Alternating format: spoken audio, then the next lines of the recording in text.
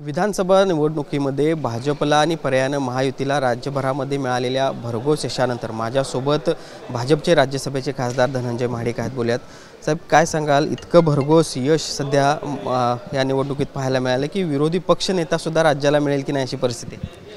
महाराष्ट्राच्या जनतेचं खूप खूप आभार व्यक्त मला करायचे आहेत, विशेषतः लाडक्या बहिणींचे.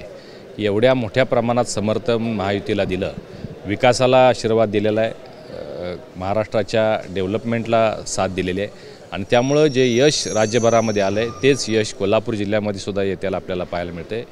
10-0 हा स्कोर कोल्हापुरात राहील असं 1 महिन्यापूर्वी मी वक्तव्य केलं होतं.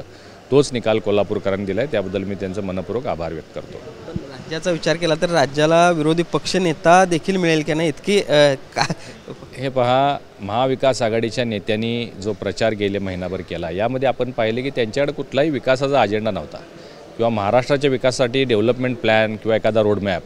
लोकांना विकासाशी घेणं देणं असतं.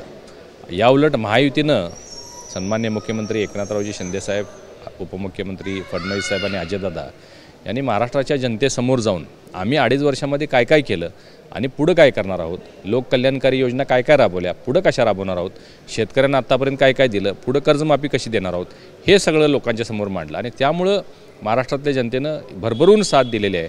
इतिहासात पहिल्यांदा असं घडलेलं आहे की विरोधी पक्ष नेतासुद्धा विरोधकांना निवडता येणार नाही, म्हणजे तिन्ही पक्षांची मिळूनसुद्धा बेरीज होणार नाही, अशी व्यवस्था महाराष्ट्रातल्या जनतेने त्यांची केलेली आहे.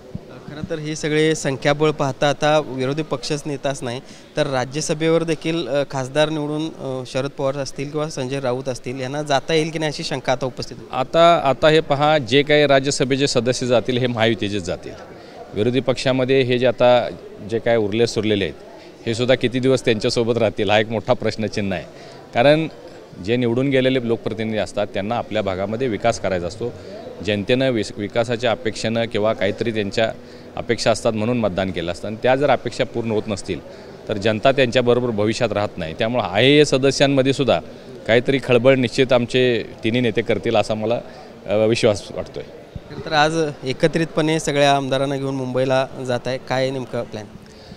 या जिल्ह्यामध्ये जो अभूतपूर्व निकाल लागलेला आहे 10-0, तर या 10 विद्यमान सदस्यांना घेऊन मुंबईला येण्यासाठी सन्मान्य मुख्यमंत्र्यांनी उपमुख्यमंत्री महोदयांनी विमान पाठवलेलं आहे आणि या लोकांना घेऊन जाण्याची जबाबदारी माझ्यावर आणि खासदार धैर्यशील माने यांच्यावर सोपवलेली आहे. आम्ही या सगळ्या सदस्यांना घेऊन आज मुंबईला जात आहोत.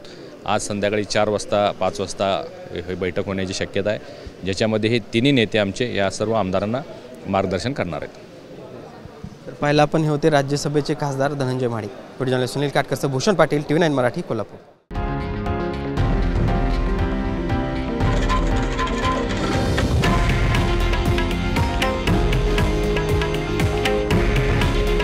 हे आहे देशातील नंबर 1 न्यूज नेटवर्क आणि आपण पाहत आहात TV9 मराठी. काळजी तुमची, हित महाराष्ट्राचं.